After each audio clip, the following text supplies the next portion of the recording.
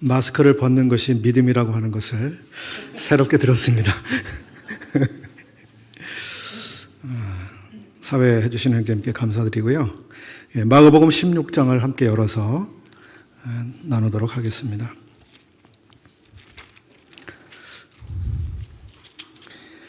마가복음 공부를 시작한 지 얼마나 됐을까요? 몇 달 된 것 같은데 벌써 마지막 한 장을 나누는 시간이 되었습니다. 마가복음을 누가 기록했는지 혹시 아시나요? 예, 아시는 분이 한 분도 안 계신 것 같네요. 예.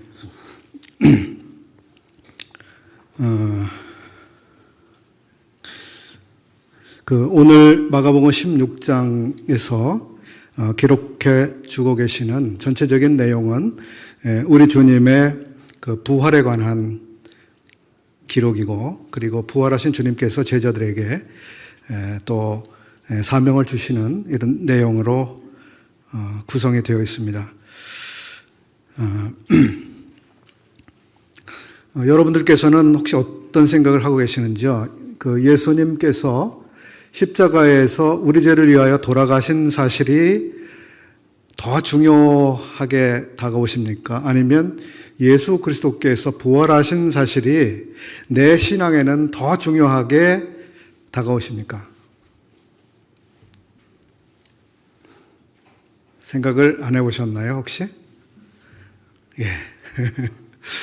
아마 해보셨을 텐데 답하시기가 어려운 질문일 겁니다. 무엇이 더 중요할까? 중요한 사실일까? 예수 그리스도의 우리 죄를 위하여 대속적인 죽으심, 예수님의 십자가, 그것이 우리에게 더 중요한가? 아니면 예수 그리스도의 부활이 더 중요한 것일까? 그런데 만약에 그렇게 비교하지 말고요, 두 가지 사실 가운데 어느 한 가지가 없는 상태를 한번 생각을 해보시면 어떨까요? 예수 그리스도께서 돌아가시고 장사되셨는데 부활한 사실이 없다. 그렇게 한번 생각을 해보실 때는 어떠신가요? 혹은 예수 그리스도께서 돌아가시긴 하셨는데 대속적 죽음이 아니라 일반적 죽음 후에 다시 살아나셨다면 어떠셨을 것 같습니까? 예. 로마서 4장에는 이렇게 말씀을 하고 계시는데, 예수는 우리 범죄함 때문에 내어줌이 되시고 우리의 의롭다함을 위해 부활하셨다, 이렇게 말씀하고 있습니다. 자, 우리의 범죄함 때문에 그분이 돌아가신 이 사실, 거기서 끝나면 우리에게 하나님이 주고자 하시는 의는 우리에게 주어지지 않겠죠. 그럼 우리에게 의가 없다면 우리는 하나님과 관계를 가지고 그 관계 안에서 살아갈 수 있는 자격을 획득할 수 없게 되는 것이죠. 그래서 신앙의 삶에 있어서 이 주님의 부활이라고 하는 것은 우리의 의와 직결이 되는 것이고, 우리에게 주님의 부활로 말미암는 의가 우리에게 주어지지 않는다면 우리는 새 생명 안에서 거듭난 자로서 살아가는 이 삶을 살아갈 수 없는 상태가 된다고 말씀을 드려볼 수 있을 것 같습니다. 로마서는 그래서 그 두 가지 사실을 아주 공평하게 균형 있게 다루어주고 있다고 생각이 됩니다. 예수님의 부활에 대해서, 예수님의 부활은 믿는 자들이 부활할 사실에 대한 예증이 된다고 성경은 말씀하고 있습니다. 즉, 예수 그리스도께서 부활하신 사실 때문에 우리가 부활할 수 있는 소망을 갖게 되고, 예수 그리스도께서 부활하신 것처럼 우리도 부활하실 것이다, 이런 의미를 갖게 되는 것이죠. 또한 예수님께서 부활하신 그 사실은 믿는 우리가 부활하게 될 것이라고 하는 확증, 그 증거가 된다는 점도 성경은 기록해주고 있습니다. 고린도전서 15장은 많은 분들이 알고 계시겠지만 부활장이라고 일컬어지고 있는 곳입니다. 아주 매우 긴 본문인데 그 글을 통해서 예수 그리스도의 부활이 갖고 있는 그 특징, 그리고 그분의 부활이 믿는 자들, 즉 우리들의 부활과 어떤 관계가 있는지를 자세하게 기록하고 있으며, 또한 아주 비유를 통해서 실제적으로 이해하기 쉽게 기록해주고 있습니다. 그래서 어떻게 몸이 부활하게 되는지, 부활한 몸은 어떤 몸으로 다시 나타나게 되는지, 그것을 여러 가지 식물과 동물, 이런 것들을 통해서 우리에게 설명을 해주고 계십니다. 그런가 하면 이제 베드로 사도는 베드로전서 1장 3절에서 이런 말씀을 기록하고 있습니다. 예수 그리스도의 부활이 우리에게 갖는 의미에 대해서 예수 그리스도의 아버지 하나님을 찬송하리로다. 그의 많으신 긍휼대로 예수 그리스도를 죽은 자 가운데서 부활하게 하심으로 말미암아. 다시 한번요. 부활하게 하심으로 말미암아 우리를 거듭나게 하사 산 소망이 있게 하시며, 이렇게 기록하고 있습니다. 즉 예수 그리스도의 부활은 우리의 거듭남에 있어서 대단히 중요한 전제적인 이 조건이 되는 것으로 말씀을 하고 있습니다. 또한 우리에게 거듭남의 이 사실이 없다면 우리에게는 소망, 살아있는 소망이라고 하는 것은 있을 수 없다고 하는 점을 말씀해 주고 있습니다. 그래서 믿는 우리들에게 있어서 살아있는 소망, 그리고 거듭남의 생명, 이것은 예수 그리스도의 부활이라고 하는 이 사실이 없이는 일어날 수 없는 일임을 우리가 알 수 있게 됩니다. 자, 그래서 예수 그리스도께서 부활하신 사실이 없다고 하면 예수 그리스도께서는 십자가의 죽으심을 통해서 우리의 죄를 해결하셔서 우리가 형벌을 받지 않는 그런 결과를 가져오긴 하겠지만, 거듭나서 예수님의 생명에 연합되는 특권은 우리가 누리지 못할 것이라고 하는 것입니다. 우리가 거듭나서 새로운 생명으로 살아가는 이 생명 안에는 말할 수 없는 영광, 기쁨, 즐거움, 신령한 복, 소망, 이런 것들이 다 포함이 되는 것입니다. 즉 우리가 거듭나지 않았다면 이런 것은 우리의 소유가 될 수 없고 누릴 수 없는 영역 밖의 것들이 되는 것이죠. 사도 바울은 매우 극단적으로 이렇게 말씀하기도 합니다. 예수 그리스도의 부활이 갖는 가치와 중요성이 얼마나 대단히 중요한 것인지 아주 극단적으로 표현했습니다. 고린도전서 15장 14절 그리고 17절을 이어서 읽어드리겠습니다. 그리스도께서 만일 다시 살아나지 못하셨으면 우리가 전파하는 것도 헛것이요 너희 믿음도 헛것이며. 잘 생각해 보십시오. 예수 그리스도께서 부활하지 못하셨다고 하면 누군가 복음을 전해주는 그 사실도 공허한 것에 불과하게 될 것이고, 누군가 믿는다고 하는 그 사실도 실제적으로 아무 유익된 것이 없게 된다고 하는 정도로 표현하고 있습니다. 17절, 그리스도께서 다시 살아나신 일이 없으면 너희의 믿음도 헛되고 너희가 여전히 죄 가운데 있을 것이요. 그래서 예수 그리스도의 부활은 예수 그리스도의 구속에 대한 완결이면서도 또한 우리를 새 생명을 갖게 하시는 데 있어서 아주 필수적인 그런 조건이 되는 것이고, 또 그것이 하나님의 능력이라고 하는 사실을 우리가 알 수 있습니다. 제가 초신자였던 어느 때였는데요, 고린도전서 15장을 읽어가면서 나의 삶에 있어서, 즉 그리스도의 삶에 있어서 부활이라고 하는 것이 갖는 의미는 무엇이고 그 중요성이 얼마나 대단한 것인지를 이렇게 그 의미가 이렇게 그 마음에 확 들어오는 일이 있었습니다. 그래서 우리 성도님들 가운데 혹시 부활이라고 하는 것이 막연하게 느껴지시거나 혹은 어떤 그 거리감이 있는 어떤 그 단순한 교리 뭐 이런 정도로 생각이 되시는 분이 계신다면 직접 고린도전서 15장을 한번 펴서 읽어보시기를 제가 권해드리고 싶습니다. 그래서 부활이 우리 믿는 자들의 삶에 있어서 차지하는 비중이 얼마나 중요한지, 그것이 그리스도인으로서의 삶을 살아가게 하는 얼마나 큰 힘을 우리에게 주고 계시는지 아마 발견하실 수 있을 것입니다. 사복음서는 모두 예수 그리스도의 부활을 기록하고 있습니다. 그렇죠? 마태, 마가, 누가, 요한 모두 예수님의 부활을 기록하고 있는데요. 기록한 내용은 조금씩 다릅니다. 강조점이 달라서 그럴 것인지, 그래서 복음서 기자마다 예수 그리스도께서 부활하신 후에 누구를 만나셨는지 이런 것들을 기록함에 있어서 어떤 기록자는 누구를 만난 사실은 기록을 생략하고 지나가고요. 누구는 또 다른 사실을 기록하고 있고요. 어떤 기록자는 또 배경을 좀 더 자세하게 기록을 하고 있습니다.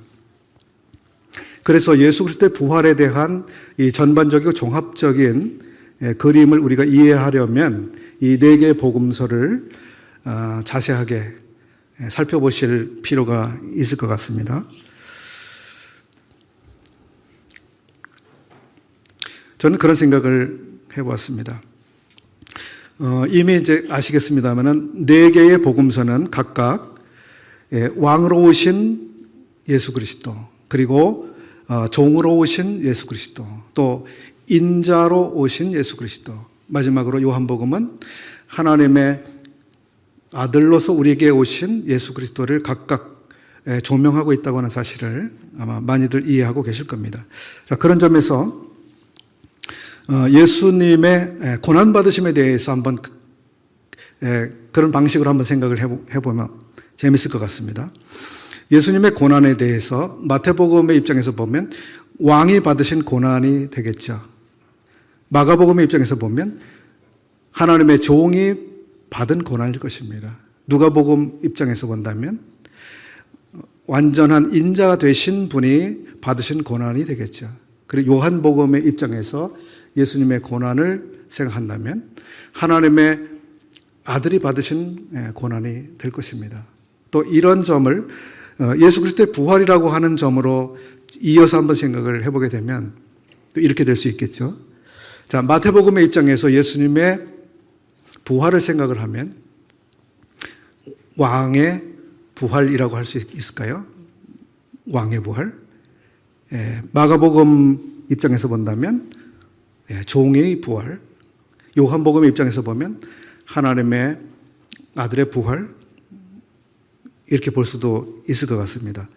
그래서 마태복음을 보시게 되면 부활하신 예수 그리스도께서 제자들에게 마지막 명령을 하실 때 하늘과 땅에 속한 모든 권세를 아버지께서 이제 자기에게 주셨다고 하는 사실을 전제로 제자들에게 지상 대명령을 내리고 계신 사실을 볼 수 있습니다. 즉 왕으로서의 권세가 이제 자기에게 있기 때문에 그 왕의 권세를 통해서 제자들에게 말씀하고 계신 사실을 생각해 볼 수 있죠. 마가복음의 16장에서 보시게 되면 똑같이 너희는 온 천하에 다니며 만민에게 복음을 전파하라고 하시는데 거기에는 예수 그리스도의 권세라고 하는 이런 측면의 얘기는 언급하고 있지 않습니다. 그죠?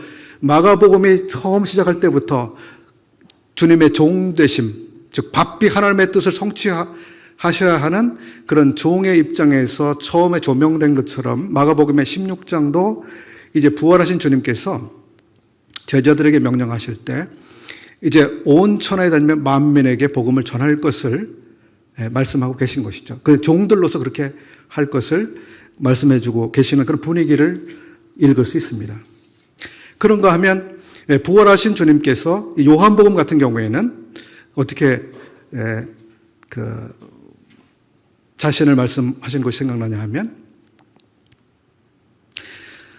나는 이제 내 아버지 곧 너희 아버지 내 하나님 곧 너희 하나님께 올라간다 이렇게 말씀하고 있습니다. 즉 그분은 부활하신 다음에도 여전히 아버지이신 분과 아들이신 자신과의 관계 안에서 자신의 부활 그리고 승천을 보고 계신 사실을 우리가 생각해 볼 수가 있게 되는 것이죠.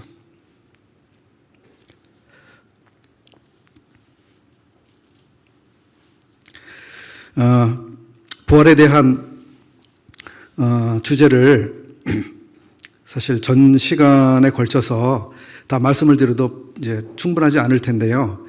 오늘 저는 여기까지만 부활에 대한 말씀을 좀 나누려고 합니다. 그래서 4개의 복음서를 시간이 되시는 대로 한번 이렇게 서로 대조해 가시면서 각각 이 부활하신 주님의 모습이 어떠하신가 이런 점들을 한번 묵상해 보시면 도움이 되시리라고 생각합니다. 오늘 제가 16장에서 나누고자 하는 또 다른 한 부분은 언젠가 주님께서 그런 부분들을 묵상하도록 하셨는데요. 주님께서 걸어가신 길들에 대한 묵상입니다. 주님은 어떤 길을 가셨나? 주님이 걸어가신 그 길에 대해서 주님께서는 맡겨지신 사역을 감당하시고 아버지의 뜻을 성취하시기 위해 걸으신 길들이 있으셨습니다. 어떤 길들이 좀 떠올려지시나요? 그 길들 가운데 하나가 이제 마가복음 16장에서 발견되고 있는데요. 그것이 갈릴리로 가는 길입니다. 이 갈릴리로 가는 길은 16장 6절에서 이제 발견이 되고 있습니다. 또 14장 28절에서도 주님께서 친히 예고하신 주님의 길이었습니다. 한번 찾아서 읽어보시면 좋겠는데요. 마가복음 14장 27절을 먼저 한번 찾아 읽어보겠습니다. 예수께서 제자들에게 이르시되 너희가 다 나를 버리리라. 이는 기록된 바 내가 목자를 치리니 양들이 흩어지리라 하였음이니라. 그러나 내가 살아난 후에 너희보다 먼저 갈릴리로 가리라.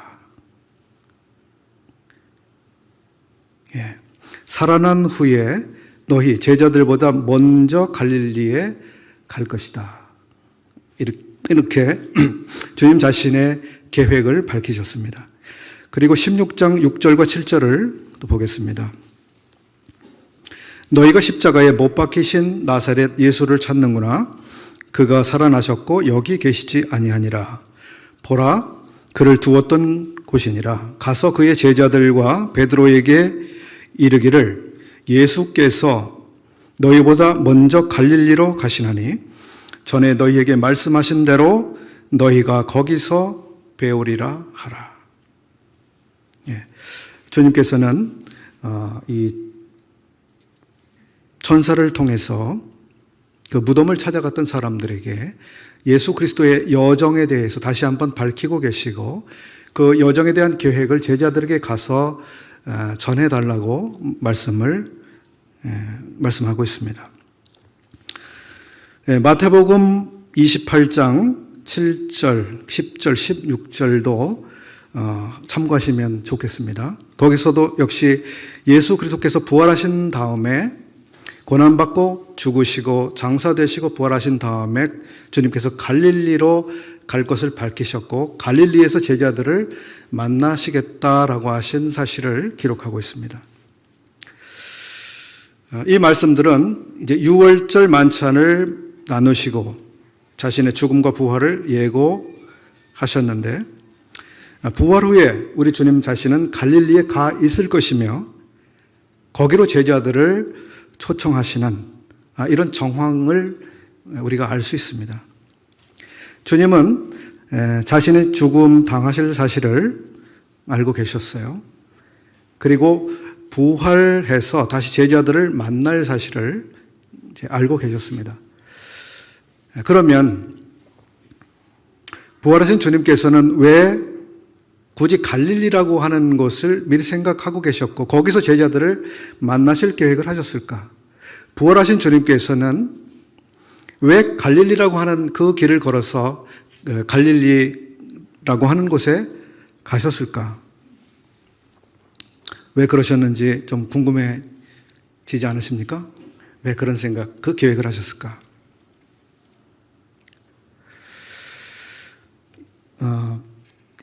바로 말씀을 드리기 전에 주님께서 갈릴리로 가시기 전에 먼저 걸으셔야 했던 길이 있었습니다. 그죠? 갈릴리 길을 걸으시기 전에 먼저 걸으셔야 하셨던 길이 있습니다. 떠오르시는 혹시 길이 있으신가요? 어떤 길이요? 예, 엠마오길. 예, 엠마오길. 좋습니다. 네, 포함이 됩니다. 마가복음 10장 32절부터 34절까지 거기에 주님께서 이제 부활하신 후에 갈릴리로 가시는 그 길을 걸으시기 전에 먼저 걸으셔야 했던 길이 나오고 있는데 예루살렘으로 올라가는 길에 예수께서 그들 앞에 서서 가시는데 그들이 놀라고 따르는 자들은 두려워하더라. 이에 다시 12제자를 데리시고 자기가 당할 일을 말씀하여 이르시되 보라 우리가 예루살렘에 올라가노니 인자가 대제사장들과 서기관들에게 넘겨짐에 그들이 죽이기로 결의하고 이방인들에게 넘겨주겠고 그들은 능욕하며 침뱉으며 채찍질하고 죽일 것이나 그는 3일 만에 살아나리라 하시니라. 32절에서 발견하시겠습니다마는 예루살렘으로 올라가는 길, 그 길에 주님이 계셨고 그 길을 걸어가셨습니다. 마태복음 9장 51절은 이렇게 기록하고 있습니다. 예수께서 승천하실 기약이 차감해 예루살렘을 향하여 올라가기로 굳게 결심하시고 이렇게 기록하고 있습니다. 즉 예루살렘으로 올라가는 길, 그 길이 어떤 길인지 주님은 너무 잘 알고 계셨습니다. 거기에는 능욕이 있고 침뱉음이 있고 채찍질이 있습니다. 말할 수 없는 수치가 우리 주님을 기다리고 있었습니다. 그 길을 걸어갈 것인가? 고민스럽지 않으셨을까요? 그 고민 속에서 우리 주님은 예루살렘을 향하여 올라가기로 굳게 결심을 하셨다. 그저 아버지께서 원하신 길이니까 편한 마음으로 걸어가신 길이 아니죠. 아주 마음에 굳은 결심을 하셔야만 걸을 수 있었던 그 길이셨습니다.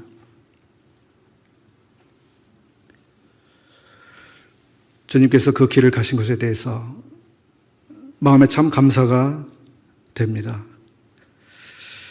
굳게 결심하신 그 마음, 그리고 예루살렘으로 올라가는 그 길을 걸어가신 주님, 그리고 거기서 다시 예루살렘으로 올라가신 그 길을 걸어가신 주님은 다시 한번 또 다른 길을 걸어가시게 되는데 그 길은 갈보리로 가시는 그 길이었죠. 주님은 그 길들을 마다하지 않으셨고 피하지 않으셨습니다. 굳게 결심하시고 그 길을 걸어가셨습니다.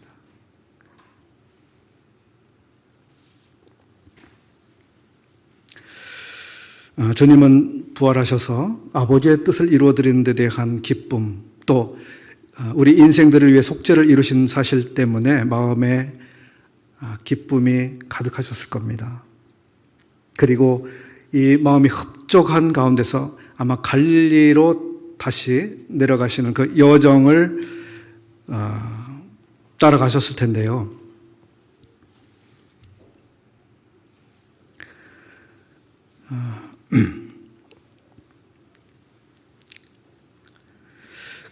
주님께서 갈릴리로 가시는 그 기쁨의 길, 아버지의 뜻을 완수하신 그 기쁨, 인생들의 죄를 다 해결하신, 그리고 자신을 주신 그 기쁨이 우리 주님께 있었을 텐데, 그 전에 말씀드린 것처럼 예루살렘으로 올라가는 그 길을 주님이 가셨고요. 그런 생각을 한편 해봤습니다. 주님이 걸어가신 예루살렘으로 올라가는 그 길은 사실 그렇게 고난의 길이 아니었습니다. 구약시대에는. 주님께는 말할 수 없는 고난이 예고된 그러한 길이었지만, 사실 구약시대에 나타난 그 길은 대단히 기쁨과 즐거움과 노래가 있는 그런 길이었습니다. 시편 122편 1절부터 4절에는 다윗이 이렇게 노래하고 있습니다. 사람이 나에게 말하기를 여호와의 집에 올라가자 할 때에 내가 기뻐하였도다. 예루살렘아 우리 발이 내 성문 안에 섰도다. 예루살렘아 너는 잘 짜여진 성읍과 같이 건설되었도다. 지파들 곧 여호와의 지파들이 여호와의 이름에 감사하려고 이스라엘의 전례대로 그리로 올라가는도다. 구약의 이스라엘 사람들은 예루살렘을 향하여 올라가는 그 절기 때마다 마음에 가득 찬 기쁨을 가지고 설레는 마음으로 주님을 배움는 그 기대감으로 올라갔던 그 길이었습니다. 그러니까 주님께는 그런 길이 지금 아닌 거죠.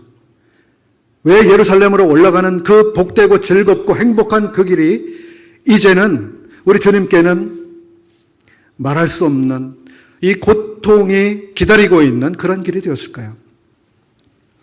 그 길을 사실 사람들이 바꾸어 놓았습니다. 예루살렘으로 올라가는 그 길이 바뀌었어요. 예루살렘은 완전히 변질되었습니다. 성전은 대제사장, 장로들, 서기관, 이런 사람들, 기득권자들의 아성이 되어 있었습니다. 기도하는 집은 물건을 매매하는 시장터로 바뀌어버렸습니다.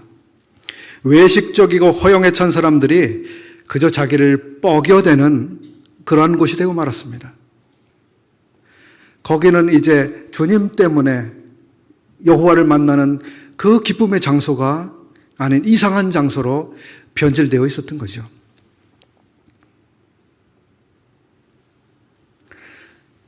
주님 당시에 예루살렘은 이제 이스라엘에서 한목하는 사람들이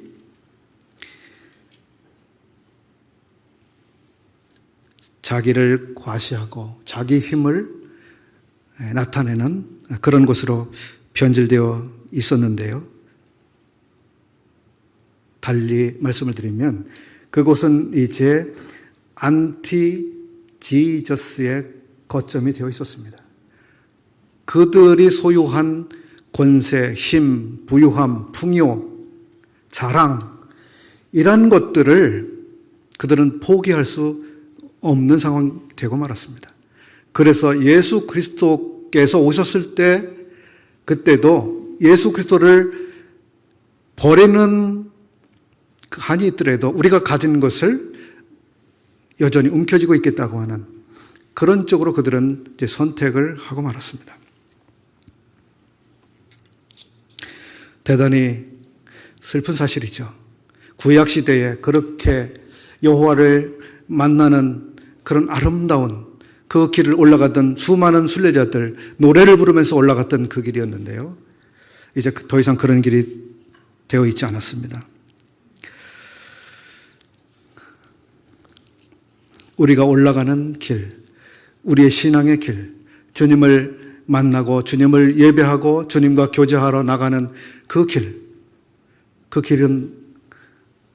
우리 형제 자매님들께는 지금 어떻습니까? 장애물이 없는 그 길을 여전히 가고 계신지요? 아니면 어떤 장애물이 우리 가운데 혹시 있는지요?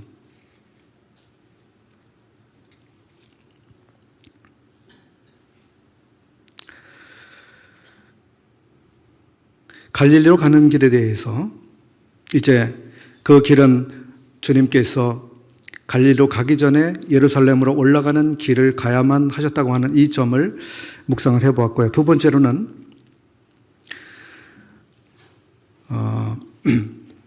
왜 주님께서는 굳이 갈릴리라고 하는 장소를 미리 생각하시고 그곳에서 제자들을 만나시기로 그렇게 계획하셨을까?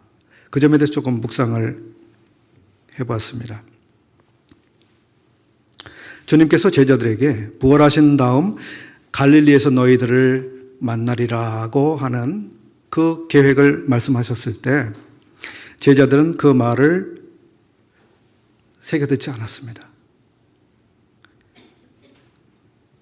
왜 그렇게 해야 되는지 짐작도 하지 못했습니다.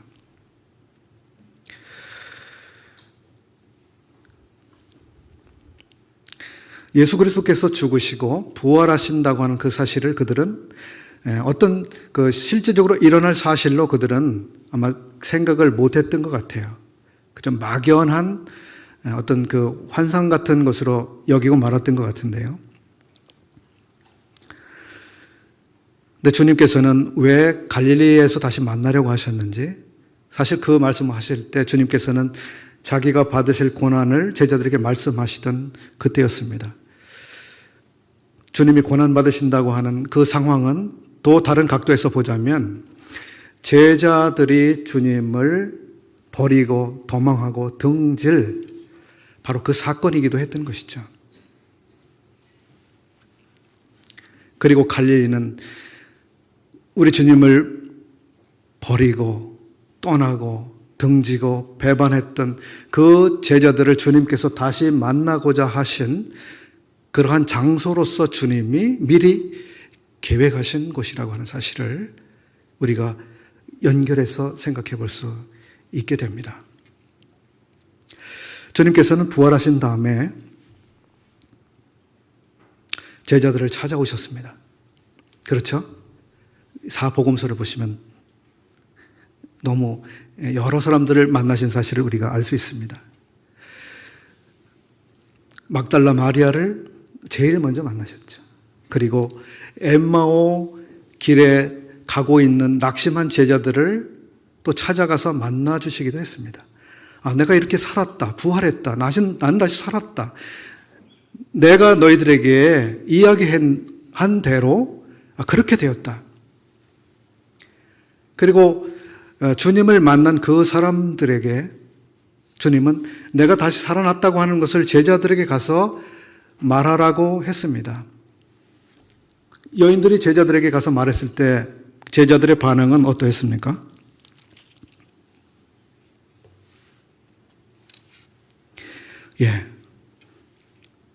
믿지 않았습니다.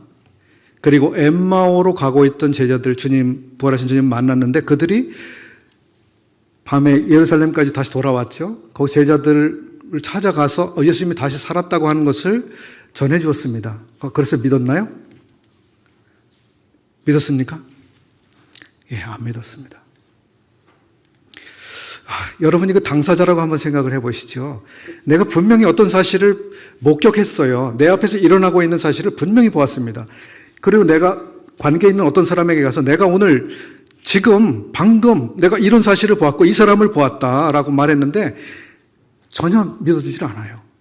자, 이런 상황 가운데 우리 자신이 있다고 생각을 해보시죠. 그 답답함이 어땠을까요? 주님의 부활을 전해준 여인들, 그리고 엠마오의 제자들, 그들의 이야기는 제자들에게 믿어지지 않았습니다. 마가복음 16장 제자들이 믿지 아니했음을 2번 기록하고 있습니다. 그리고 주님은 제자들의 그 믿음 없는 태도에 대해서 아주 책망하시는 기록을 남기고 있습니다.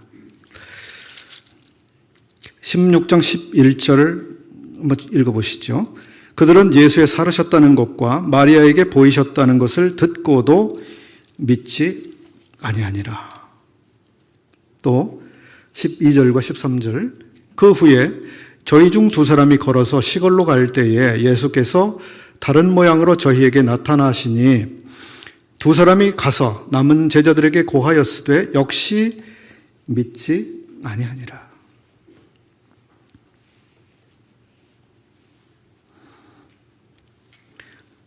14절에 그래서 주님께서 어떻게 하셨습니까? 직접 찾아오셨습니다. 믿지 않기로 아주 작정이라도 한 것 같은 그 제자들을 주님이 직접 찾아가시게 됐습니다.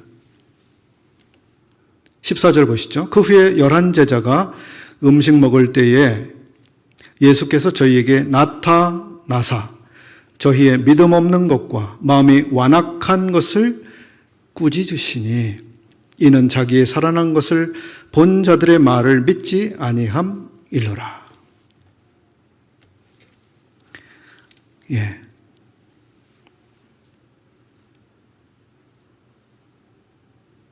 주님이 직접 찾아가셔서 내가 이렇게 부활했다라고 직접 보여주셔야 할 만큼 그들은 다른 사람들의 이야기를 믿지 않았습니다. 그들이 무슨 사기꾼도 아니고 믿지 못할 만한 사람들도 아니었을 텐데 믿지를 못했습니다. 그들의 태도에 대해서 주님께서는 완악하다고 표현했습니다. 완악하다. 아주 믿지 않으려고 작정을 한 사람들처럼 그렇게 보였습니다. 누가복음 24장은 이렇게 표현하고 있는데요. 선지자들의 말한 모든 것을 마음에 더디 믿는 자들이라고 24장 25절에 기록하고 있습니다. 마음에 더디 믿는 자들.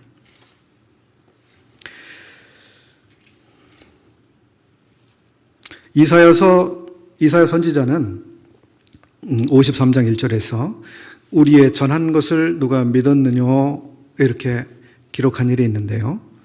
이제 우리 복음서 안에서 이 제자들에게서 나타난 이 불신의 태도는 우선 선지자들의 예언을 그들은 믿지 않았던 것입니다. 그렇죠? 선지자들의 말한 것을 더디 믿는. 두 번째는 주님께서 미리 말씀하신 것을 그들은 믿지 않았던 것입니다. 내가 살아나리라고 하는 것을 그들은 안 믿고 있었던 것이죠. 세 번째는 그들에게 소식을 전해준 사람들의 이야기를 그들은 믿지 않고 있었습니다. 그래서 제가 볼 때는 삼중적 불신입니다. 삼중적 불신. 자, 이런 사실을 그대로 우리에게 가져와서 우리 자신을 한번 비춰보시면 어떨까요? 우리는 주님을 믿고 있을까요? 주님 믿고 계십니까? 주님 믿고 계시나요? 다 믿으셨죠? 다 믿으셨죠? 예. 그러나 우리의 삶에서 믿느냐? 믿고 있는가? 이 점을 생각해 본다면 우리에게 참 믿음이 없음을 금방 아실 수 있을 텐데요. 예를 들어서 주님은 정말 신실하신 분이다. 주님은 선하신 분이다. 어떤 일이 있더라도 나에 대해서 선하신 생각은 변함이 없으시고 선하신 계획은 분명하게 이루실 것이다. 이거 믿으시나요? 주님은 항상 나의 필요를 돌보고 계신다. 믿으시나요? 때때로 안 믿어지시나요? 자주 안 믿어지시나요? 참 숙제입니다. 저 자신부터 굉장한 숙제가 돼요. 나는 나의 삶에서 주님을 믿고 있는가? 믿고 살아가는가? 안 믿고 있는 게 너무 많은 거예요. 제 삶에서. 주님은 나를 마음 깊이 이해하고 계신다. 믿으시나요? 주님은 지금 나를 인도하고 계셔. 믿고 계시나요?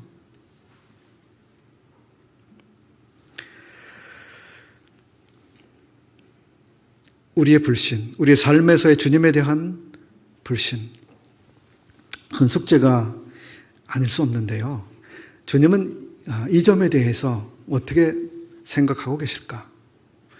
어떻게 생각하실 것 같으세요? 주님이 우리의 믿음 없는 삶에 대해서? 이런 완악한 사람들 같으니 이렇게 받아들이실까요? 어떠실까요?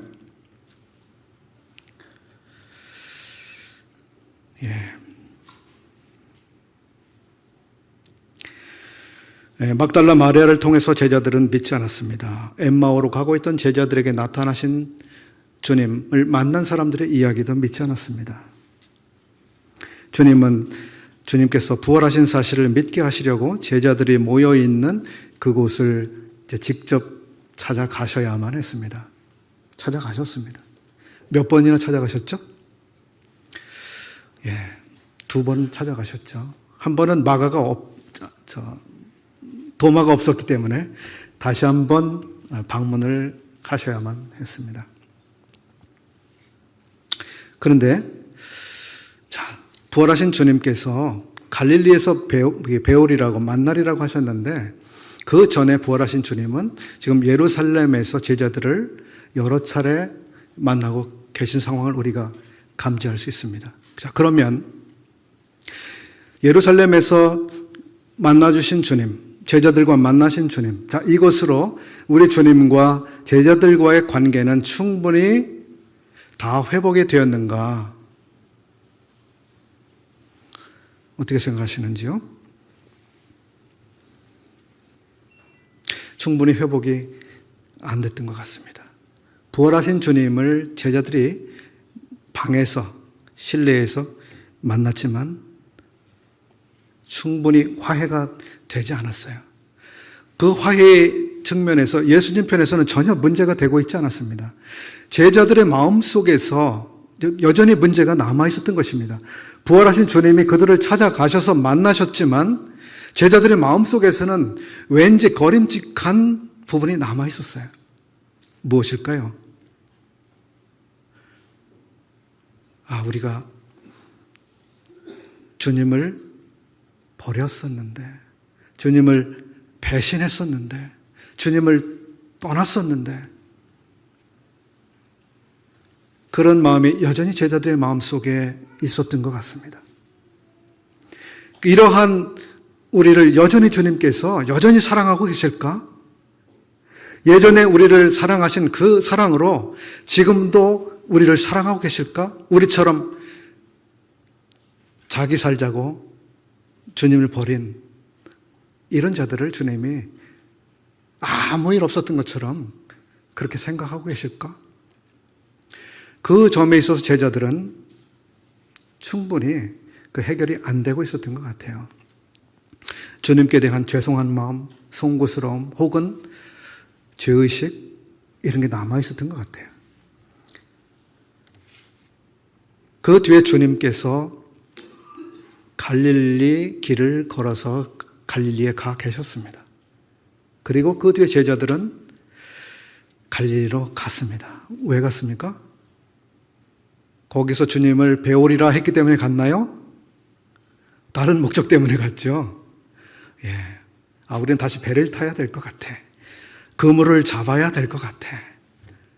그래서 갔어요. 주님의 약속 때문에 가지 않았고, 그랬습니다. 근데 거기서 먼저 가 계셨던 주님께서 제자들을 찾아가셨습니다. 그죠? 언제 이 주님과 제자들이 거기서 만났죠? 언제요? 아주 추운 새벽이라고 볼 수 있겠죠? 아주 추운 그때 주님이 그들 앞에 나타나셨습니다. 거기 갈릴리에서 주님이 기다리고 계셨고 제자들은 주님이 필요해서 약속이 생각나서 온 것은 아니었지만 주님이 다시 한번 제자들을 찾아서 갈릴리의 그 호숫가에서 제자들을 기다리고 계셨고 만나셨습니다. 갈릴리, 거기서 내가 너희를 만나리라. 왜 주님은 거기서 제자들을 만나려고 처음부터 그런 계획을 하셨었는지 이제 그림이 좀 완성되어 갑니다. 그래, 제자들은 위험이 닥치면 분명히 나를 떠나게 될 거야. 아셨죠? 그리고 그들은 나를 버렸다고 하는 자책감과 죄의식 때문에 정말 마음을 완전히 열고 나에게 달려오지 못할 거야. 그걸 주님이 내다보셨던 것 같아요. 그리고 그들의 그러한 마음을 주님이 치료해주고 완전한 화해에 도달하기 위해서 갈릴리 그곳이 필요하다고 하는 그 생각을 주님이 하셨던 것 같아요. 갈릴리. 그곳은 생각해 보면 어떤 곳입니까?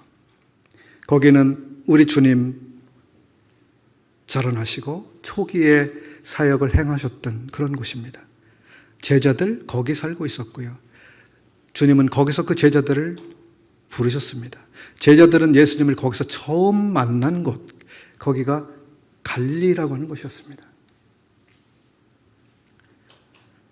그곳에서 이제 주님과 마음에서 뭔가 완전히 하나가 될 수 없는 어떤 이유들이 있는 그 제자들을 주님이 거기서 만나려고 하셨습니다. 그리고 거기서 주님이 기다리셨습니다.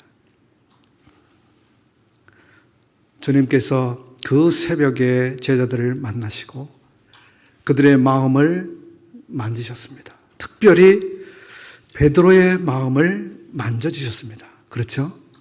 그리고 요한복음은 그 사실을 자세하게 기록하고 있습니다. 요한의 아들 시몬아, 시몬, 내가 나를 사랑하느냐? 이렇게 물으셨습니다.